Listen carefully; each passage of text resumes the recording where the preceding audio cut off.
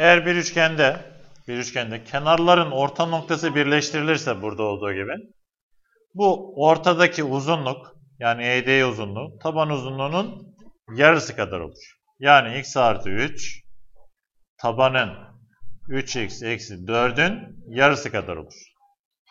Paydası 1. İçler dışlar çarpımı yapıyorum. 2 ile x'i çarparsak 2x. 2 ile 3'ü çarparsak 6 eşittir. 3x eksi 4. Eksi 4'ü sola alıyorum. 2x'i sağ tarafa. 6 artı 4 eşittir. 3x eksi 2x. Yani 10 eşittir x. X uzunluğu 10'muş. Yalnız bizden x istenmiyor. Bizden BC isteniyor. BC 3x eksi 4. Biz x'i az önce 10 olarak bulmuştuk. 10 çarpı 3 30. 4 çıkarırsak 26. Evet. Var mı anlaşılmayan bir nokta? Hayır. Şu